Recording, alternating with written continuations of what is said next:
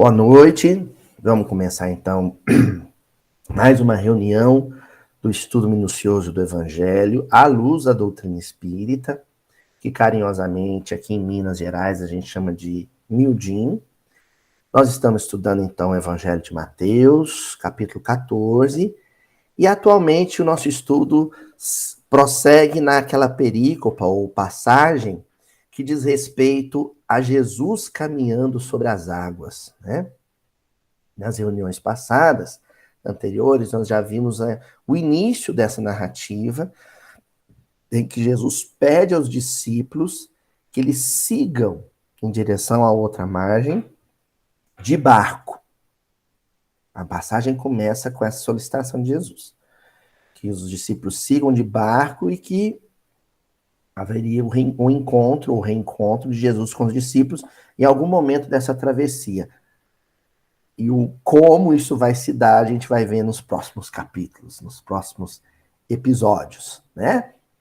Nas semanas anteriores, a partir dessa narrativa, foi possível a gente refletir bastante sobre a questão da sintonia, né? Nós vamos continuar estudando sobre essa questão. Por quê? Porque nós primeiro consideramos que a embarcação é um forte símbolo que refere-se na vida comum, na vida social, aos ambientes de convívio intenso. Família, profissão, emprego, casa espírita, templo, né? E nesses ambientes de convívio intenso, né, de convívio mais ostensivo, estamos sujeitos a tempestades, que é o que se passa na passagem, né? Uma agitação, uma tempestade que agita o barco. Nós caminhamos até esse momento. Hoje nós vamos ver o que promove essas tempestades, esses momentos desafiadores para o espírito humano, esses momentos exigentes para a nossa estrutura psicológica, né? Esses momentos em que, para usar um termo mais jocoso, como diria o nosso filósofo, né, de Januária, Antônio Nogueira, a chapa esquenta. Como diria também o nosso grande filósofo, senhor Adelmo, nós estamos na tábua da beirada, né? Então é aquela hora em que o cinto aperta. O que promovem essas tempestades? O que agita as águas e os ventos? O que está por detrás desses momentos? O versículo de hoje, que a gente vai analisar, o versículo 24 do capítulo 14, diz assim: o barco já estava distante da terra muitos estádios. Estádio é uma medida, né? Então ele já estava alguns quilômetros afastado da margem, atormentado pelas ondas, pois o vento era contrário. Vamos repetir o versículo? O barco já estava distante da terra muitos estádios, atormentado pelas ondas, pois o vento era contrário. Antes da gente destacar as palavrinhas-chave, né, as palavrinhas estratégicas do entendimento do versículo, eu queria considerar essa referência à localidade do barco. Quem pesca, quem gosta de pescar, quem conhece um pouquinho de pescaria, sabe de uma coisa. Tem peixe que vive na margem, em água rasa, e tem peixe que gosta de profundidade. Se você pega, por exemplo, um peixe aqui da nossa região, surubim, né, Suadel? O surubim, ele gosta de água profunda. O surubim é um peixe que gosta de ficar quietinho no meio de rochas, né? Mas se você pega um lambarizinho, por exemplo, ele pode ser pego na parte rasa, porque é um peixinho pequenininho que fica ali no raso, entre as plantinhas, né? As plantas aquáticas, que ficam ali na margem dos rios, dos lagos. Se nós falamos de pescadores, que é o caso dos discípulos, nós estamos falando de uma embarcação que prefere águas profundas para pegar peixes grandes. Os peixes, nessa metáfora que nós estamos analisando aqui, são pessoas e experiências. Ou melhor dizendo, experiências com pessoas. Se você vai dialogar sobre cristianismo, se você vai apresentar ideias de espiritualidade profunda para alguém que não oferece grande resistência, ou alguém que não é refratário a essas ideias, a pescaria é fácil. Entender? Mas existem convívios, existem pessoas que oferecem para a gente um desafio maior, como pescar um dourado ou um surubim. Isso só vai se dar em águas profundas. Isso só vai se dar dentro de um ambiente de experiência mais profundo. Você vai ter que fisgar esse coração na sua profundidade. Então, quando Jesus diz para Pedro, Pedro, você quer ser pescador de homens, de almas, de espíritos, de corações? Jesus não estava se referindo à facilidade de pegar um lambari com a mão na margem do lago. Gente, eu não estou dizendo, pelo amor de Deus, que lá no lago de Genezaré, no Tiberíades, tem lambari e surubim, não. Eu estou dizendo, estou fazendo uma referência a Minas Gerais, tá bom? Os nossos rios, né? O que ele queria dizer para Pedro é, Pedro, você vai, para você, por exemplo, sensibilizar um Paulo de Tarso, para você sensibilizar um Gamaliel, você vai ter que aprender a navegar em águas mais profundas. E aí a gente pega o Paulo Estevão e se lembra do diálogo, por exemplo, entre Pedro e Gamaliel. Que diálogo profundo! Não é? Quem leu Paulo Estevão aí lembra disso. A relação de Pedro com Gamaliel. Pedro chega a entregar um manuscrito para Gamaliel. Pedro ele está na base da conversão de Gamaliel. O diálogo entre eles era um diálogo muito profundo. O diálogo de Pedro com Estevão, né, ainda Gesiel, quando ele chega na casa do caminho, é um diálogo profundo. Porque ali era peixe grande, né? Ali era douradão, de 50 quilos. Então, os discípulos, eles precisavam saber navegar em águas profundas. Quando a gente se reúne aqui no Mildin e se mete a interpretar esses versículos, Jussara, nós estamos navegando em águas profundas.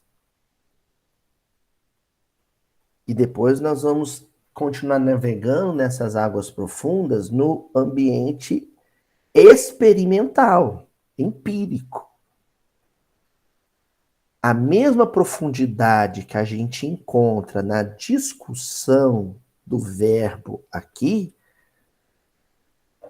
amanhã a gente vai encontrar no convívio, na experiência concreta do dia a dia em família.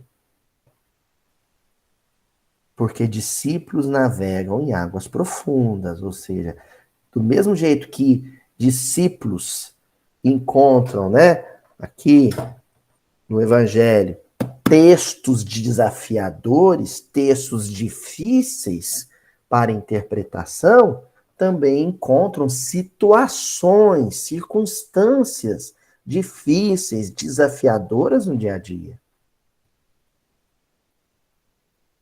E aí eu pergunto para vocês, para a gente poder avançar e já selecionar as palavrinhas-chave. Qual é o nosso maior desafio de águas profundas no cotidiano? Pausa para pensar e eu já vou dar a resposta. Eu beber uma água, ó.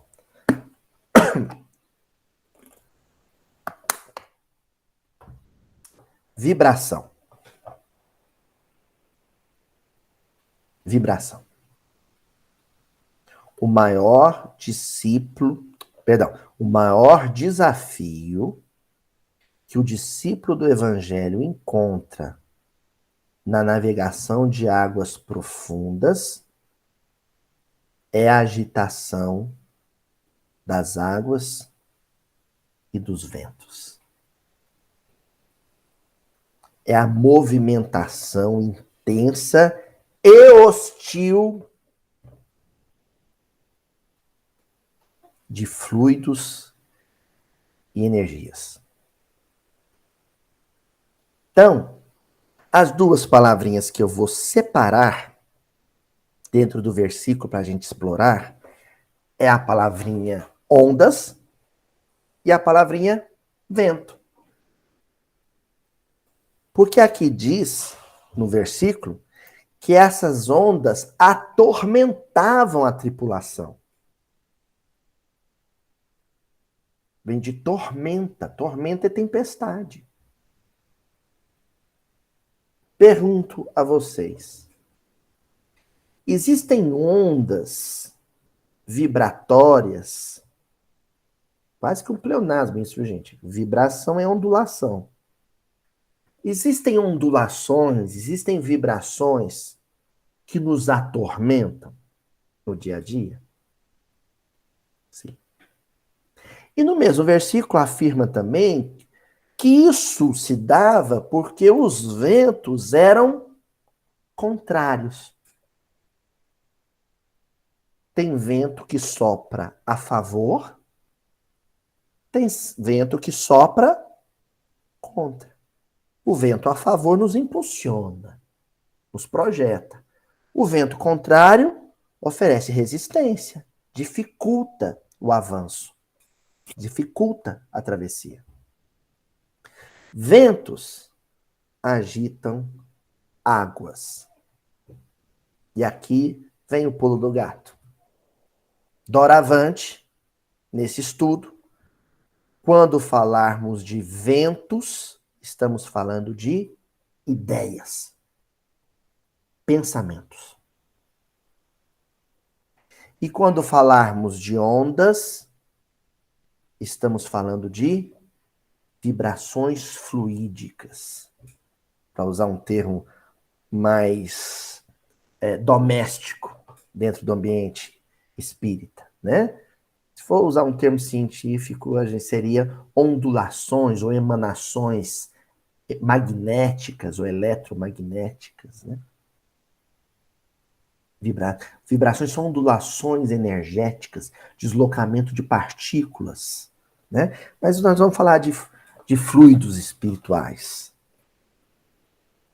Quando esses ventos são contrários, nós estamos falando de ideias negativas, ideias infelizes, ideias enfermiças do ponto de vista espiritual. E quando nós falamos de ondulações que nos atormentam, de vibrações que nos atormentam, nós estamos falando de energias que desajustam o nosso campo psíquico, que geram no nosso campo psíquico curto-circuito. Estou falando assim, parece muito difícil o que eu estou dizendo, mas eu só queria dizer para vocês que vai piorar. Sabe por quê? Para a gente poder refletir sobre essas questões, nós vamos lidar hoje com mecanismos da mediunidade de autoria do doutor André Luiz, psicografia de Chico Xavier. A minha avó, que muitos de vocês conviveram, ela era uma fanzoca do André Luiz. Quando eu tinha 16 anos, ela implicou que eu lia pouco o André Luiz, porque todo mundo sabe que eu sou fanzoco do Emmanuel, né? Então ela implicou, eu falei assim, você não lê André Luiz? Eu falei, não, ó, eu já li André Luiz. Ela falou assim, não, pouco, eu só leio Emmanuel. Ela tinha um ciúme do Emmanuel. Aí ela foi com um saláriozinho dela de aposentada e durante um ano, durante 12 meses, comprou os 12 livros da coleção A Vida no Mundo Espiritual do André Luiz. Todo mês ela ia lá na livraria espírita e comprava um livro. Ia guardando. Quando chegou no meu aniversário, ela me entregou os 12 livros, todos eles com a dedicatória dela. Agora lê. Mas ela tinha uma peculiaridade. Aí eu terminei de ler, né? Eu falei, ó, vó, eu li de novo, agora eu li estudando, né? E ela falou assim, só tem um livro que eu não entendo nada, que é o Mecanismo da Mediunidade. Dois, aliás. Mecanismo da Mediunidade e Evolução em Dois Mundos. Ela era implicada com os dois. Né? Não sei, eu não entendi nada do que ele falou ali. E realmente, são livros muito desafiadores, porque eles tratam especificamente de ciência psíquica. O legal desse estudo que nós vamos realizar hoje é porque sempre houve uma ideia, né? Nós conversamos muito sobre isso no dia que a Jussara falou para a gente sobre o temperamento, né? Ou as características do movimento espírita em várias regiões do mundo, né? De que haveria uma dicotomia entre a ciência espírita e a religião espírita, né? No tríplice aspecto, né? Ciência, filosofia e religião, de que as duas coisas estariam em campos opostos e que haveria uma dificuldade de conciliação das duas coisas. Hoje nós vamos ver que não. Porque eu até tentei, gente, extrair alguma metáfora, alguma simbologia, quando Jesus fala aqui quando Mateus fala aqui de ondas, mas no final das contas eu descobri que não tem metáfora, porque onda é onda. A onda do lago, a onda do mar, é uma manifestação ondulatória do mesmo jeito que é a onda hertziana, né? A onda eletromagnética, ou a onda luminosa, ou a onda sonora. É a mesma onda. É um fenômeno físico. Aqui, o Evangelho, ao falar de ondas, ele não está usando metáfora. Onda é onda. É um termo, né? É um ramo específico da física que se chama ondologia. Né? Que o pessoal lembra aí do ensino médio, vai lembrar que se estuda ondologia, né? Hoje nós vamos trabalhar com isso. Então, o André Luiz, o mecanismo da mediunidade, ele vai no fundamento da manifestação mediúnica, que é a ondologia. Pra você entender fenômeno psíquico, para você entender manifestação mediúnica, você precisa entender os fundamentos disso. E é aí que é lindo a literatura espírita, né?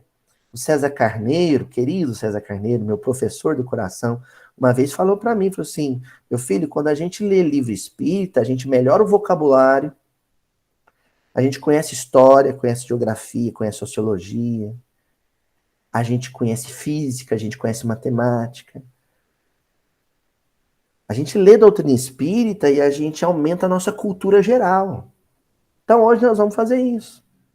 Nós vamos melhorar a nossa cultura geral sobre esta disciplina acadêmica e escolar, né, que é a física ondulatória, para poder entender a manifestação mediúnica, as manifestações mediúnicas, e entender o versículo de hoje, que trata disso.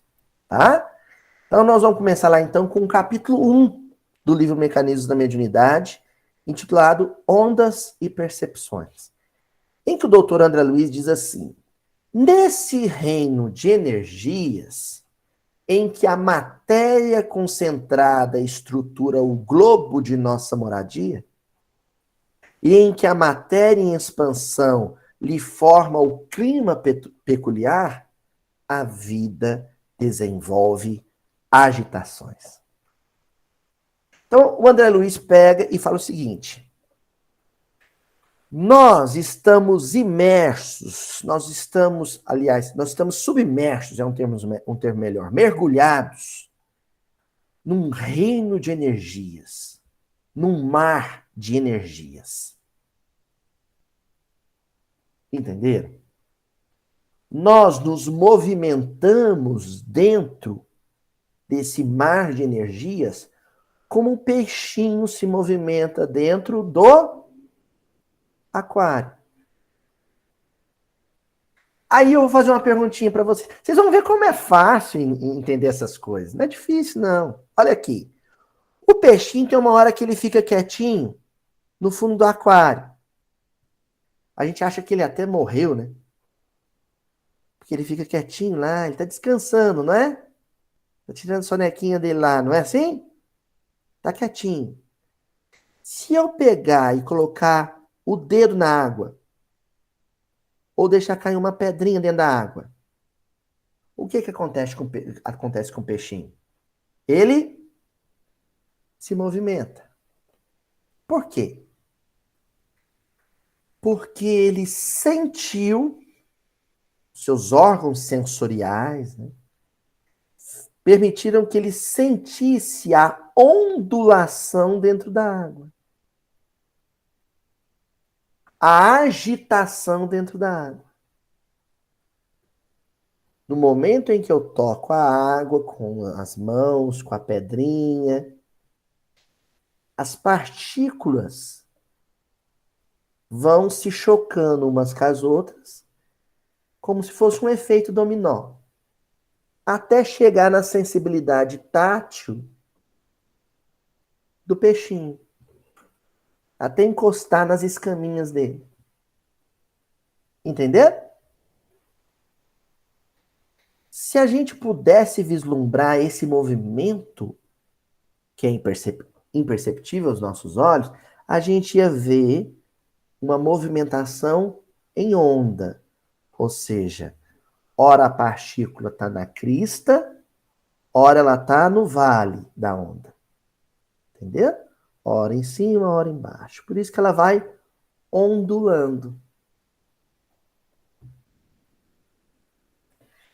Aí o André Luiz faz uma afirmativa nesse primeiro parágrafo. Ele diz assim: tanto estamos imersos num reino de energias que podem ser percebidas pelos instrumentos laboratoriais da física convencional, ou seja, luz, som,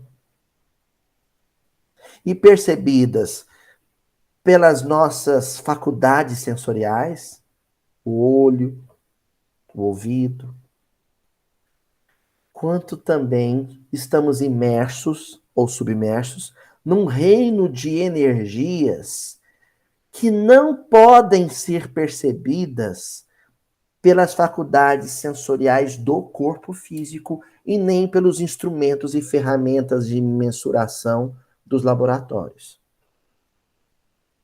Nós estamos falando de ondulações, de agitações energéticas que só podem ser percebidas, sentidas pelas faculdades sensoriais do espírito e do perispírito. Especificamente do perispírito. Se acender a luz, se alguém mexer na tomada e acender uma lâmpada, os meus olhos vão perceber as ondas luminosas. Se eu ligar agora um aparelho de som, colocar olha aqui que eu vou falar, um disco na vitrola, eu estou falando, o senhor Honório falava, né, que se o Leão Zala era extemporâneo, fora do...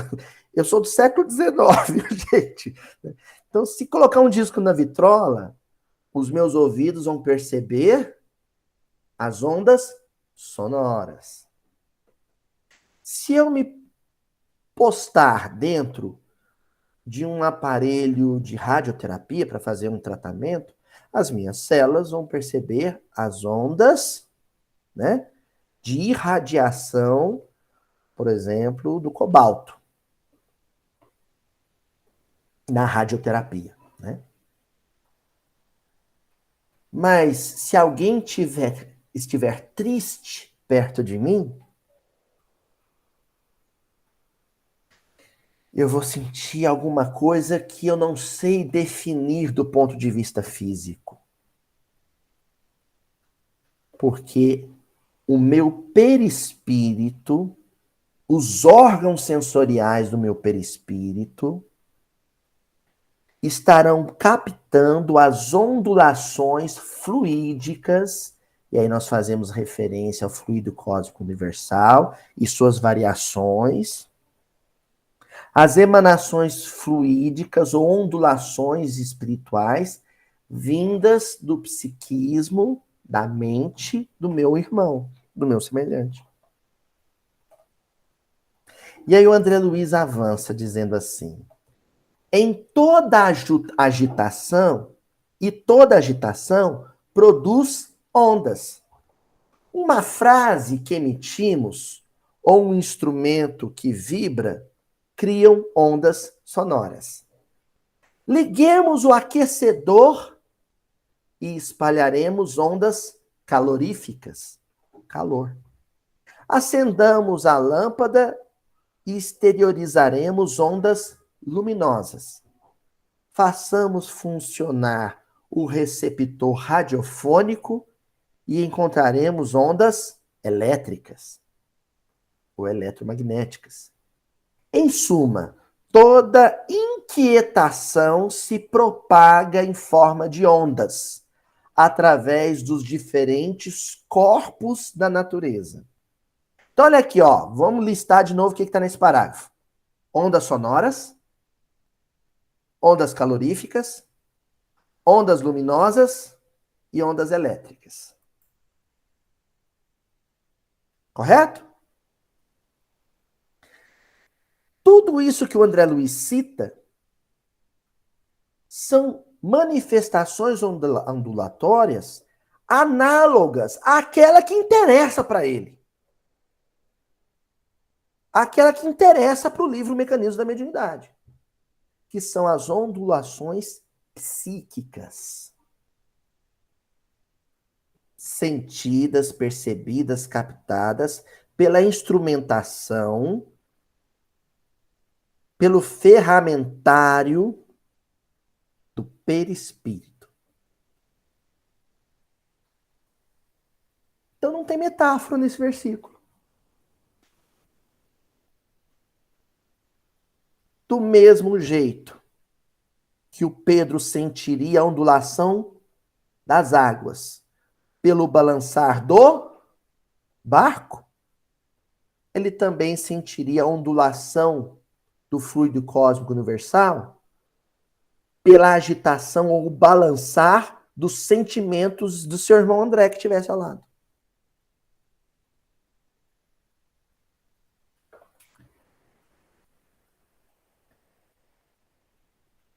As águas agitadas movimentam, balançam o barco de madeira.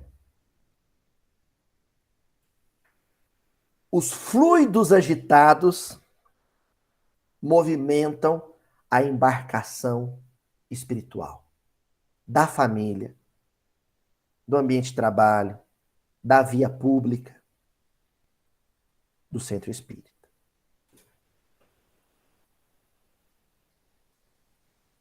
Até aí tudo bem? Podemos avançar? Bom, aí o André Luiz, no mesmo livro Mecanismos da Mediunidade, no capítulo 11, intitulado Onda Mental, olha, vocês viram que primeiro ele falou das ondas nas suas manifestações ordinárias, comuns. Agora ele vai falar de onda mental. Onda mental. Gente, há muito tempo eu não via vocês anotar tanta coisa no caderninho de vocês. Eu tô só olhando na Cid, na Joana, eu só lá estou anotando. Ô, oh, saudade da escola, né? Então, olha só. Eu falo para a moçada de ensino médio, vocês para a moçada espírita, né? Eu falo assim, vocês não estudam não para vocês verem, que depois vocês vão estar velho, vai querer lembrar dessas coisas, não vai conseguir. Vai ter que ficar caçando no Google, que nem eu. Hoje eu passei a tarde no Google, pesquisando sobre ondas. Pois bem, o André Luiz agora ele vai falar de ondas mentais. E aí ele inicia dizendo assim: examinando sumariamente as forças corpusculares de que se constituem todas as correntes atômicas do plano físico, podemos compreender sem dificuldade. Pausa aqui. O André Luiz é um fanfarrão, né, gente? O sujeito é gênio da medicina. Aí ele fala assim: podemos compreender sem dificuldades? Ô, André Luiz, tem dificuldade é você, né? Eu queimei infusível aqui que Nossa Senhora, né? Podemos compreender sem dificuldades? No pensamento ou radiação mental, a substância de todos os fenômenos do espírito, a expressar-se por ondas de múltiplas frequências. Eita, que agora ele pegou a gente pelo pé. Ele está dizendo o seguinte: frequência diz respeito ao comprimento da onda. Se ela é uma onda longa ou uma onda curta. Se você pega... É fácil entender isso, gente. Pega uma linha, não, um barbante, tá? E dispõe ele na mesa assim, de maneira a formar ondinha. Se você ajuntar as pontas do barbante,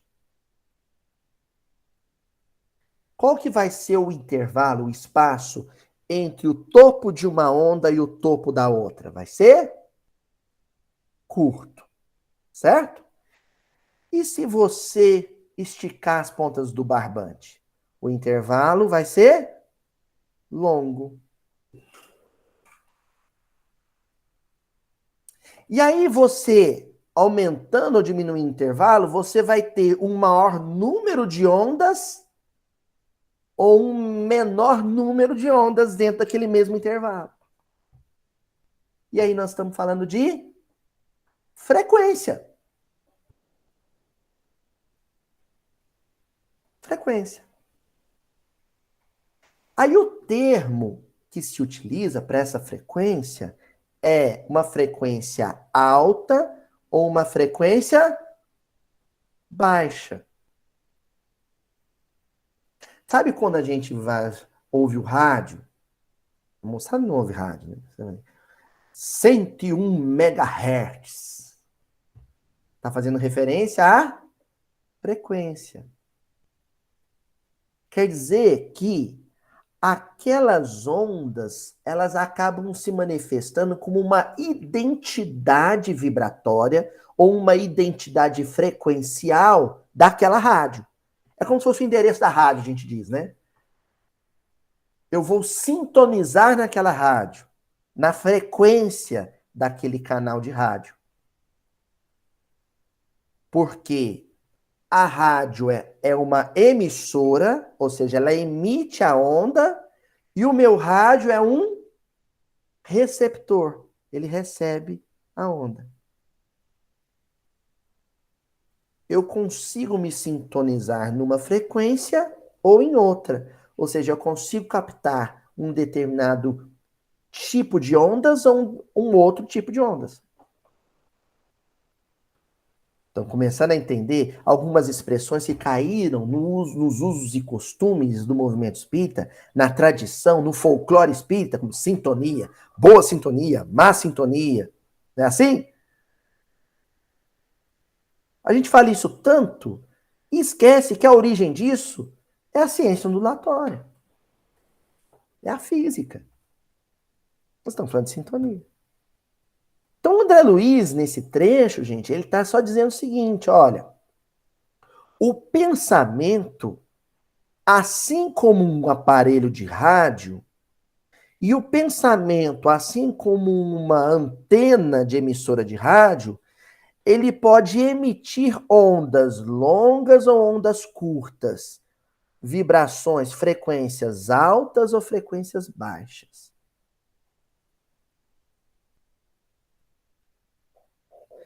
Quando ele emite uma determinada ideia, essa ideia agita o meio energético em que estamos mergulhados, como o peixinho que se agita lá com as barbatanas e mexe a água em torno dele. A outra mente, se ela estiver sintonizada, ajustada, o seu frequenciômetro tiver ajustado na mesma frequência ondulatória que eu, ele vai sentir o que eu senti. E ao sentir o que eu senti, ele vai também pensar o que eu pensei.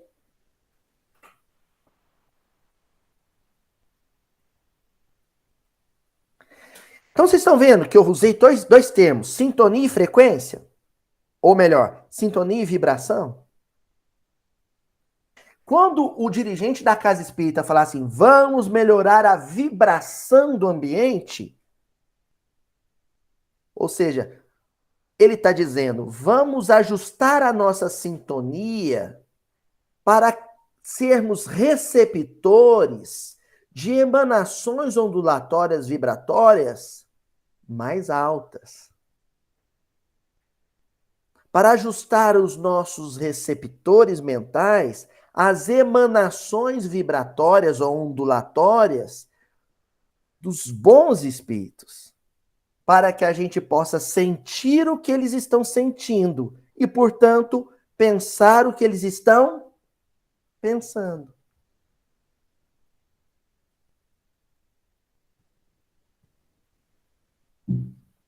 Tá claro isso, gente? Podemos avançar? Eu tava com tanto medo de isso ficar muito difícil, que a minha mãe, ela, de vez em quando, me joga balde de água fria. Eu tenho assim, e aí, mãe? Aí ela fala assim, não entendi nada, não. Hoje tá difícil. Então, eu tô falando e olhando para ela ali no videozinho, porque no final eu perguntar, mãe, entendeu? Ó, continuando. Valendo-nos de ideia imperfeita, podemos compará-lo de início à onda hertziana, ou hertziana, tomando o cérebro como sendo um aparelho emissor e receptor ao mesmo tempo.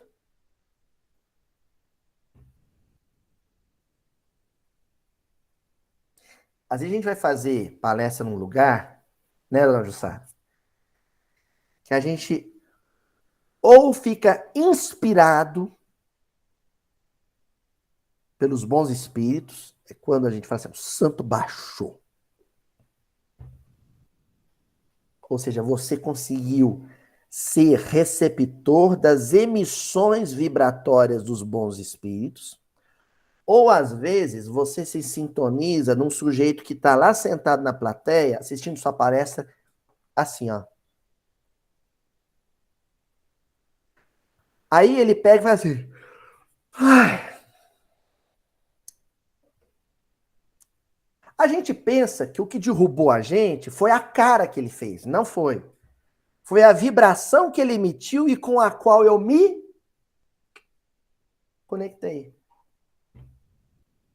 Aí eu deixo. Na hora que isso acontece, eu deixo de ser receptor das vibrações dos meus benfeitores e me sintonizo e passo a ser receptor das vibrações dele. A gente diz assim, fulano na plateia me derrubou.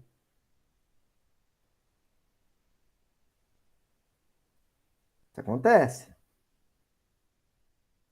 Então, por exemplo, eu sei disso, muita gente aqui no nosso grupo fechado, mas mesmo no canal, que assiste o Mildinho, também trabalha com a oratória espírita, né?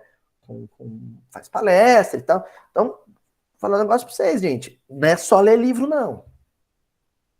Se você não tiver bem, sabe? Se você não tiver com uma sintonia muito fina, muito delicada, muito nobre na hora da palestra, você pode ter estudado o que for, que não vai sair coisa boa. E às vezes, e eu não estou dizendo que não é para as pessoas estudarem, não, pelo amor de Deus, tem que estudar muito. Os espíritos têm matéria-prima, né? Mas às vezes você não estudou tanto, mas está com a sintonia tão boa que os espíritos falam, ele não estudou muito, mas alguma coisa ele sabe, vamos fazer uma coisa legal. E aqui, isso aí é tipo assim, você abre a geladeira e lá tem na geladeira, assim, camarão, lagosta, aspargos e cogumelos. Mas você não está inspirado para cozinhar. Vai sair uma bela porcaria. Não é?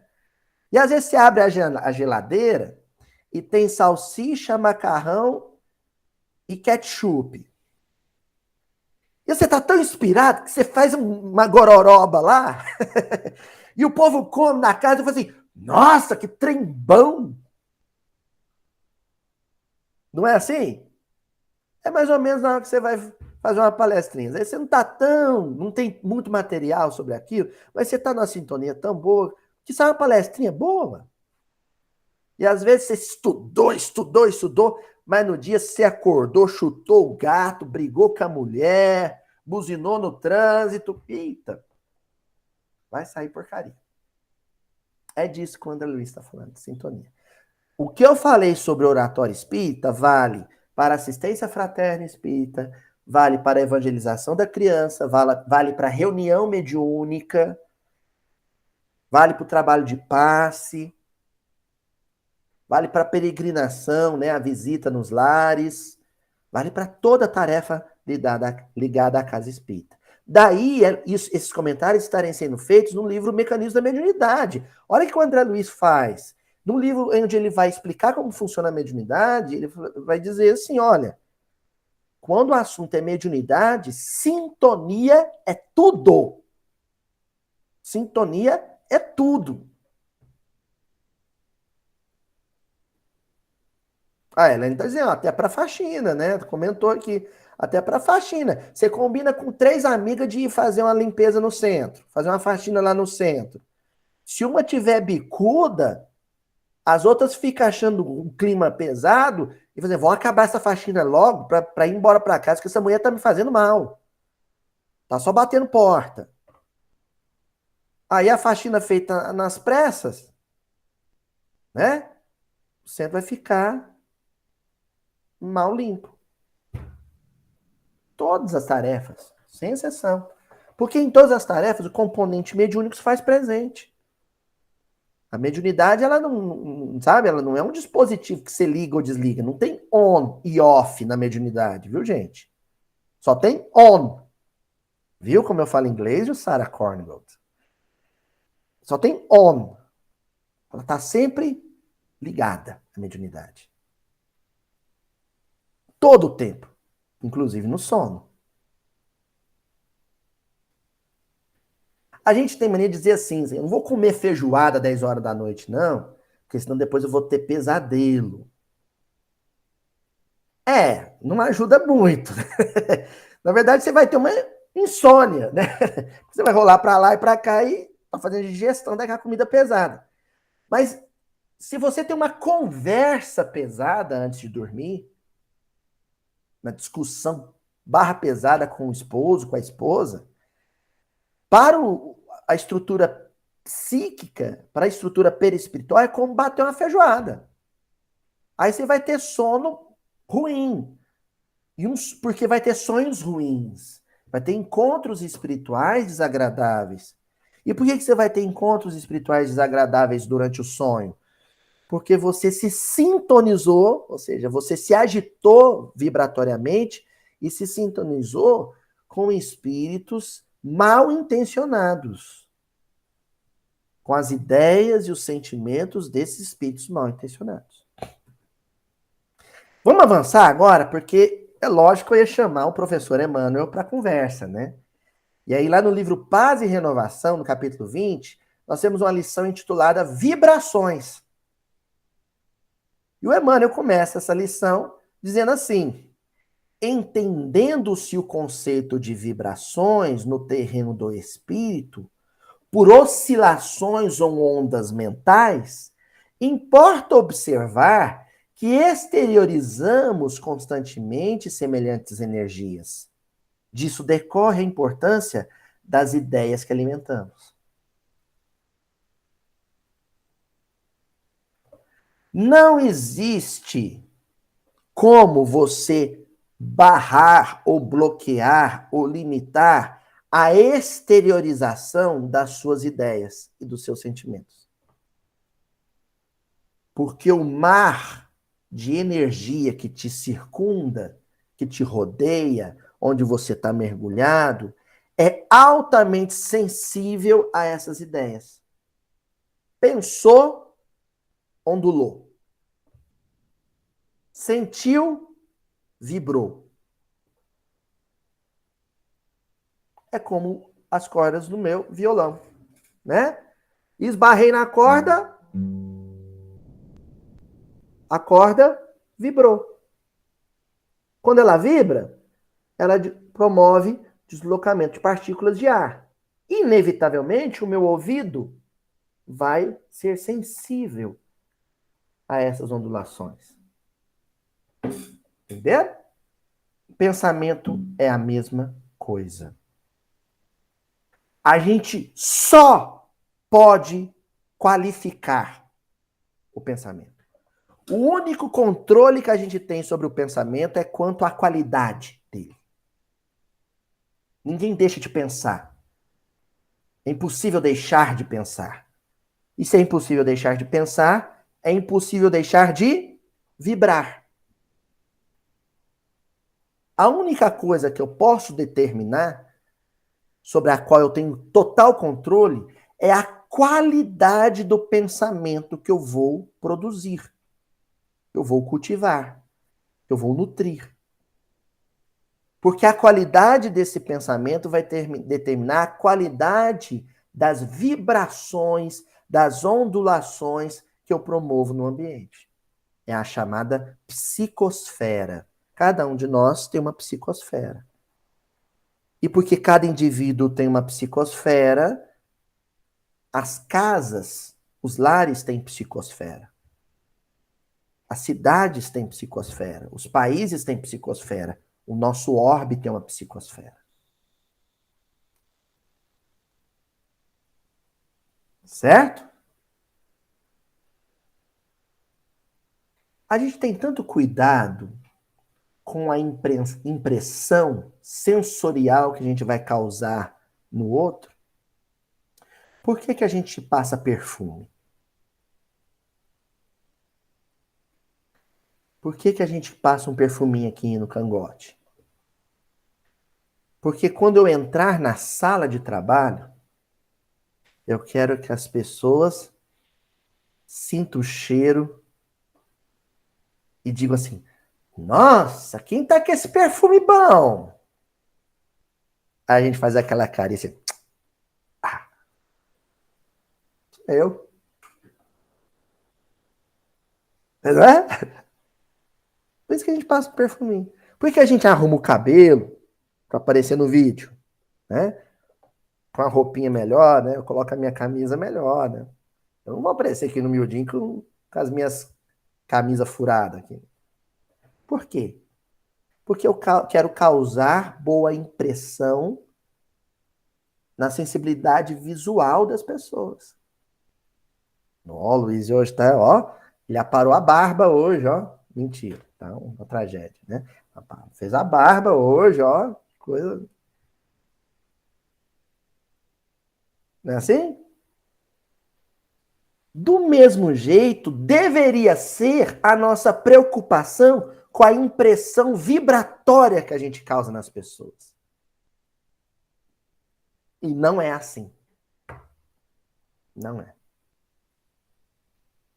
A gente entra no ambiente e às vezes a nossa presença no ambiente pesa o lugar. As pessoas, antes de eu chegar, estavam assim. Na hora que eu entro, elas assim. Parece que uma nuvem negra entra junto comigo, né? Porque o meu odor espiritual é desagradável. A ondulação que eu promovo no ambiente chega na sensibilidade psíquica das pessoas e causa desconforto, mal-estar.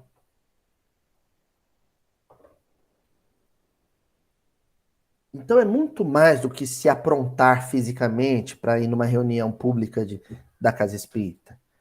É sobretudo se preparar espiritualmente. Para que quando a gente entre na casa, uma pessoa que estava de costas para a porta do salão, sinta uma coisa boa e se volte para trás para ver quem chegou.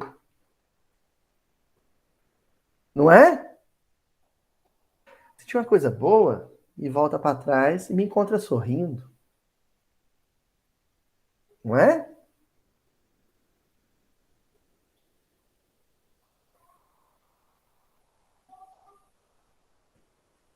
Então, ó, para a gente estar encerrando aqui, vamos continuar com o Emmanuel, em que ele vai dizer assim: se alguém, perdão, se te encontras sob o cerco de vibrações conturbadoras, emite de ti mesmo aquelas outras que se mostrem capazes de gerar vida e elevação, otimismo e alegria. Olha só que coisa incrível que ele está falando.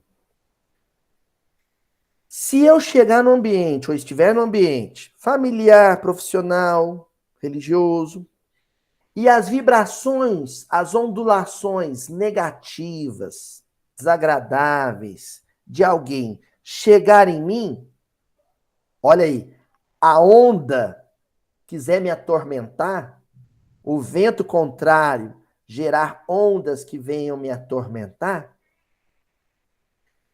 eu só posso fazer uma coisa em favor de mim mesmo: vibrar em outra sintonia.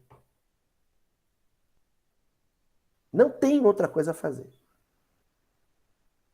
Ó, vamos repetir que isso que ele está falando é muito forte. Olha, se te encontra sob o cerco de vibrações conturbadoras, em cerco, porque você está envolto por elas, é de todos os lados, né? Emite de ti mesmo aquelas outras que se mostrem capazes de gerar vida e elevação.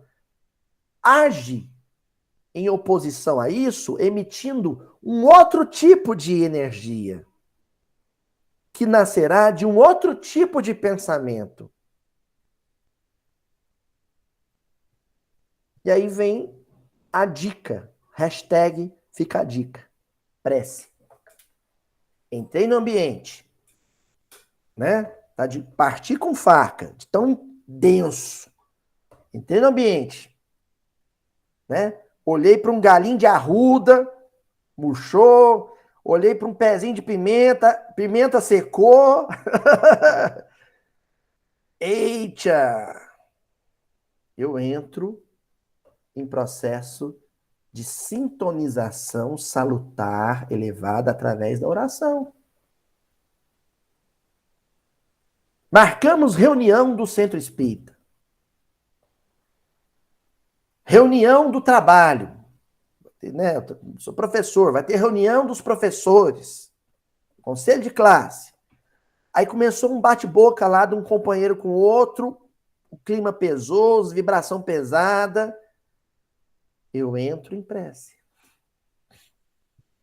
Lá no livro Paulo Estevão, tem aquele famoso concílio em Antioquia, né? Na igreja de Antioquia, em que Pedro é meio que posto na berlinda lá e ocorre uma discussão entre Paulo e os companheiros que acompanharam Pedro, né? Enviados de Tiago, vindos de Jerusalém. Começa ali uma discussão pesada. E Pedro fica a reunião inteira calado. Quando ele resolve abrir a boca, ele põe todo mundo para chorar, arrasta todo mundo para o ambiente psíquico dele, para vibrar na sintonia dele, e encerra a questão. E salva, diz Emmanuel, que ali, naquele dia, Pedro salvou o cristianismo. Mas antes de abrir a boca e falar com elevação, ele ficou em silêncio e vibrou com elevação. Vibrou em patamares mais altos, se sintonizou com Cristo e salvou a reunião.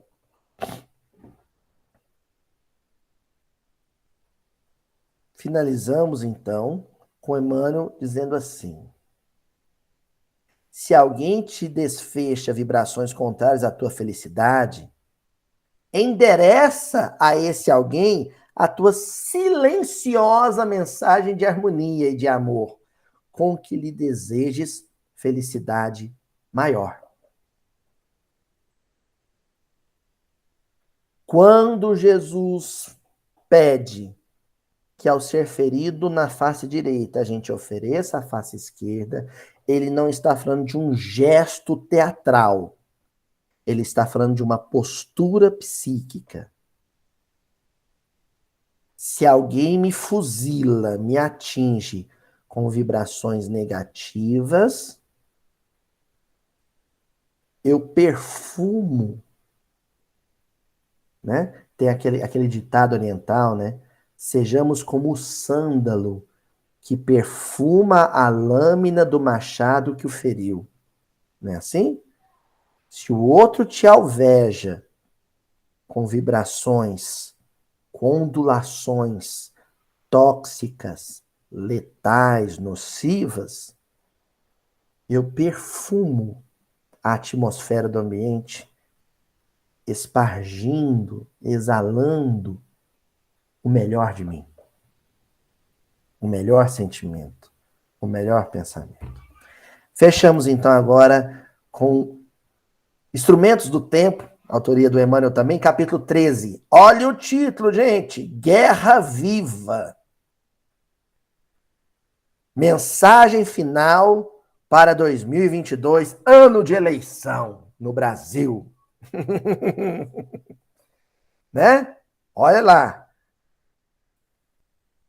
Não mais a contenda ostensiva na praça pública, mas a desarmonia destruidora no coração. É assim que o Emmanuel começa esse texto. Não mais a contenda ostensiva na praça pública, mas a desarmonia destruidora no coração. Praça pública nos nossos dias é Facebook, Instagram, mais Twitter, não é assim?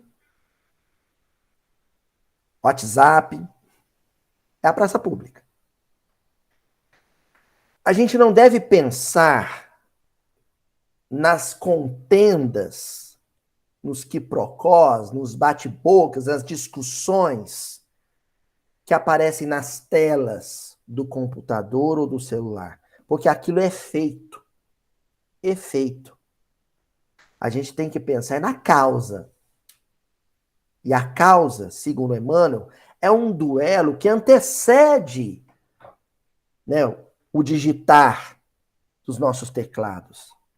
É um duelo que se dá primeiro no campo vibratório, porque a vibração espiritual emanada, produzida, ela é mais ágil que a própria vibração eletromagnética, né, ou luminosa das nossas fibras ópticas.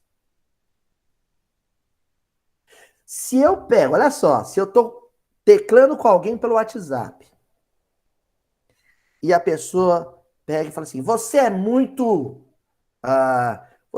convencido, e aquilo me incomodou, no momento em que me incomodou, antes de eu responder, eu falei assim, convencido é você. Antes de eu responder, na hora que me incomodou, chegou lá também. O meu desconforto chegou lá. Antes de eu teclar. Daí o senhor Honório Abreu, o senhor Honório falava isso sempre. O senhor Honório falava assim, não vamos vigiar nossas ações. Vamos vigiar nossas reações. Porque aquilo que a gente chama de ações é alguma coisa que a gente pode premeditar antes. Planejar, digerir, processar. Mas as reações, elas são muito rápidas. O outro pisou no meu pé, eu gritei. É aí que tá o perigo. É onde depois a gente fala assim, agir pelo impulso, agir sem pensar, agir no calor do momento. Vamos vigiar isso, hein? Porque o áudio que eu mando, a mensagem que eu teclei, eu posso até arrepender rapidinho e deletar. e apagar antes que o outro veja. Mas a vibração que eu espargi no momento em que eu senti ódio, chegou lá. Chegou no endereço. E atingiu o meu semelhante. Daí o Emmanuel acrescentar dizendo assim: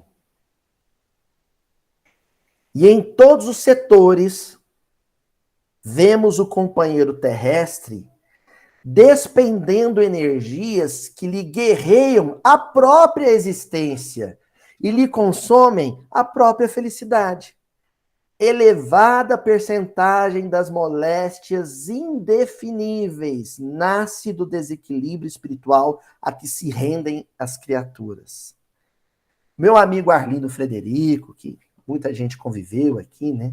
Ele frequentava conosco aqui a reunião física, depois ele teve que se afastar. O Arlindo, ele falava uma coisa genial, ele falava assim: meu amigo, o ódio, a raiva é um veneno que a gente dá para o outro, que a gente toma esperando que o outro morra.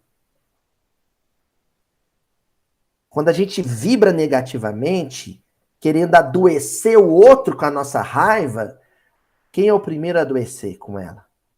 Quem sentiu. Aí vem isso que o Emmanuel chamou de moléstias indefinidas. A gente vai no médico, vai no cardiologista, porque o coração anda disparado. A gente vai no gastro, porque anda com queimação. Aí a gente vai no dermatologista, porque apareceu umas coceiras.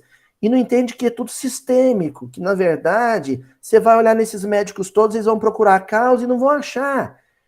Porque são reações psicossomáticas de processos enfermiços que, antes de tudo, são mentais.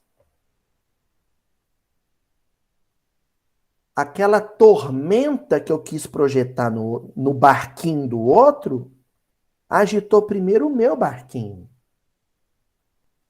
Fechamos com Emmanuel dizendo assim: em quase todas as instituições e em quase todos os lares, vemos a atividade ruinosa dos projéteis de pensamento desvairado. O vento é que agita as águas. E o vento é esse projétil desvairado. O vento é a ideia, é o pensamento desgovernado que agita as ondas em que eu estou navegando com a minha embarcação.